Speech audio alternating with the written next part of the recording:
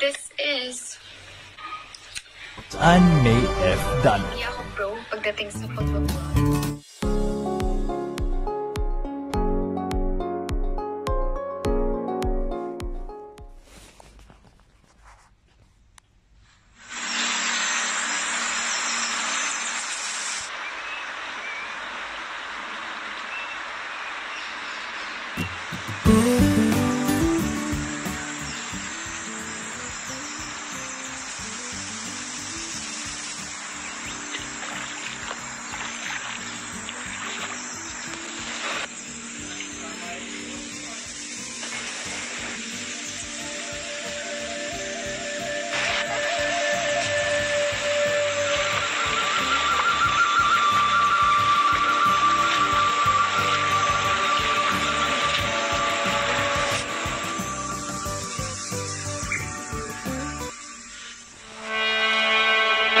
Isang buwan na ang lumipas matapos sumagipit ang bagyong Christine. Several Philippine provinces already feeling the effects of Tropical Storm Christine. In the Bicol region, roads in Ginobatan town in Albay are now impassable due to landslides.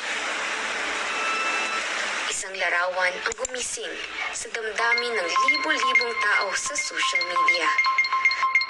Sa tahimik na madaling araw, sa lilim ng liwanag ng buwan, kung saan pati ang bulkang Mayon ay nagsisilbing saksi. Makikita ang mga magsasakang naghahanda sa paparating na panibagong sakuna. Isang larawan na nagpapakita ng lakas, sipag at tiyaga ng ating mga magsasaka at ng katiting na parte ng hirap na kinakaharap nila. Ano ang tunay na kwento ng mga magsasaka sa likod ng kanilang katuwang walang pagod na nagtataguyod? Sa pagpunta namin sa Barangay Malubago, Ginobatan, Albay, nakilala namin si Tatay Elisir Priscilla, isa sa mga magsasakang nasa litratong pilit isinasalba ng maaga ang kanyang mga itinanim na palay.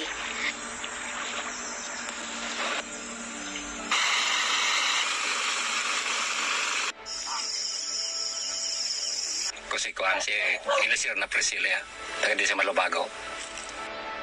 Kinamusta namin siya pagkatapos ng bagyo. Okay man, maski puro pa na nakaraos man, sayang naman sa kuhan. So, tagdakal baga sa gasto. Kaya masigabi, pipilit naman na makukubar yung sopara. Ita, sayang man kung tiraan baga ng pipitaw. Kaya naman tinanong namin si Tatay Elisir kung ano ang nangyayari sa likod ng larawan noong gabing iyon. Ako ko naman sa pareta, hindi man baga nag-agin sa bagyo, pero nagkuhan kami. Inabot kami ng alas 12 sa gabi, alaw na pa. Napagalan mo po mo. Grabe. Talagang binireta man makukusok pareta. Inabawasan baga sa ito, pipito na so magaging bagyo. Pero yung ganito, hindi baga di sa ito lagi katanduan ni so pinagpagan na pipito.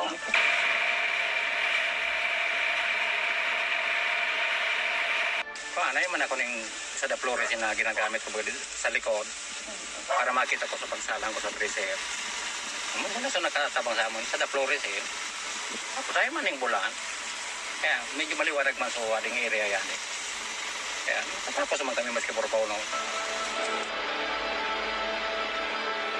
Nito lamang nakaraang Oktubre, tumama ang Severe Tropical Storm Christine at Super Typhoon Pipito sa Albay, na siyang nag-iwan ng malaking kawalan sa sektor ng agrikultura sa probinsya. Tinatayang nasa 82,000 hektarya ng pananim ang naapektuhan at nasa 88,000 magsasaka. Ang pangkalahatang danyos ay tinatayang umaabot sa 400 milyong piso. Dahil sa napakalaking pinsalang dala nito sa sektor ng agrikultura sa rehiyon, naglipa na ang iba't ibang post sa social media. Isa na rito ang post ni Sheila Sabaria, isang professor sa BU Ginobatan at residente ng Barangay Malubago. Ang naturang post ay naglalaman ng larawan na nagpapakita ng pag-ani ng palay sa madaling araw ng mga magsasaka sa parehong barangay. Nakuha ko yung attention ng farmer kasi farmer din ako and unusual yung mag-trash ka ng gabi na.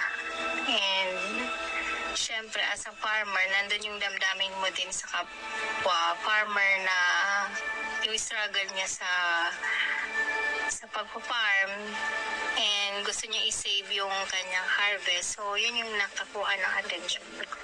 Umani ng suporta mula sa mga netizens ang naturang larawan dahil sa emosyong tila nagkonekta sa puso ng madla at mga magsasaka na pare-parehong biktima tuwing may bagyo.